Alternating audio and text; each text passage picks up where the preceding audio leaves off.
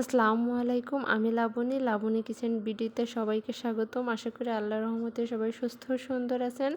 আর যারা আমার ভিডিওগুলো দেখেন তাদেরকে অসংখ্য ধন্যবাদ এভাবে আমাকে সাপোর্ট করার জন্য এবং পাশে থাকার জন্য। আমিও আপনাদের পাশে থাকার চেষ্টা করি, ইনশাল্লাহ করব। আজকে আমি আপনাদের সাথে চাল কুমড়ার একটা নতুন রেসিপি শেয়ার করব। চাল কুমড়ার এই সিজনে একবার হলেও ট্রাই করে দেখবেন এই রেসিপিটা, ইনশাল্লাহ ভালো লাগবে। প্রথমে আমি এখানে একটা কচি চাল কুমড়ার হাফ নিয়েছি এবং চাল কুমড়াটা ছিলে এটাকে আমি এভাবে কেটে নিয়েছি। চাল কুমড়ার বিচির অংশটা আমি ফেলে দিয়েছি। এরপর আমি এখানে অল্প পরিমাণে মুগ ডাল নিয়েছি। মুগ ডালটা আমি 10 থেকে 15 মিনিট ভিজিয়ে রেখেছিলাম। আপনারা মুগ ডালের পরিবর্তে মসুর ডালটাও নিতে পারেন। এরপর আমি একটা কড়াইতে হালকা তেল দিয়ে দিয়েছি। তেলটা গরম হয়ে আসলে এর মধ্যে আমি পেঁয়াজ কুচি, রসুন কুচি দিয়ে দিয়েছি। এরপর এই পেঁয়াজ কুচি, রসুন কুচিটা আমি একটু ভালো করে নেড়েচেড়ে নেব। তারপর এর মধ্যে আমি একটু গুঁড়ো মশলা অ্যাড করব। গুঁড়ো মশলার মধ্যে এখানে আমি হলুদের গুঁড়া এবং শুকনো মরিচের গুঁড়াটা অ্যাড করব এবং গুঁড়ো মশলাটা দিয়ে আমি একটু ভালো করে নেড়েচেড়ে নেব। এরপর আমি এর মধ্যে মুগ ডালটা দিয়ে দেব। মুগ ডালটা আমি মশলার সাথে একটু ভালো করে নেড়েচেড়ে এর মধ্যে আমি অল্প পরিমাণে পানি দিয়ে মুগ ডালটা একটু কষিয়ে নেব। তারপর আমি কয়েকটা গোটা কাঁচামরিচ দিয়ে দিয়েছি। এরপর এখানে আমি চাল কুমড়ার জালিটা অ্যাড করে দিয়েছি এবং চাল কুমড়ার সাথে মুগ ডালটা আমি একটু কষিয়ে নেব।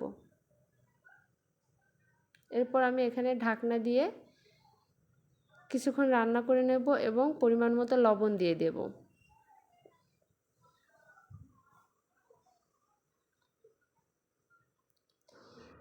এ পর্যায়ে চাল কুমড়ার জালিটা সিদ্ধ হয়ে এসেছে এবং চাল কুমড়ার ডালটা ভালোভাবে কষিয়ে নিয়ে এখানে আমি ঝোলের পানি অ্যাড করে দেব এবং ঝোলের পানিটা দিয়ে আমি আরেকটু রান্না করব।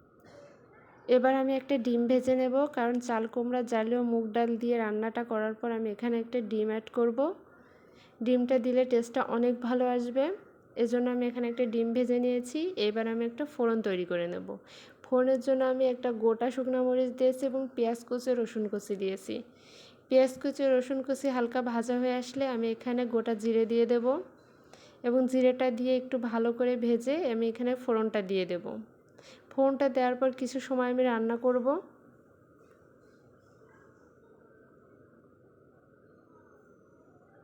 এরপর এ পর্যায়ে আমি ডিমটা দিয়ে দেব।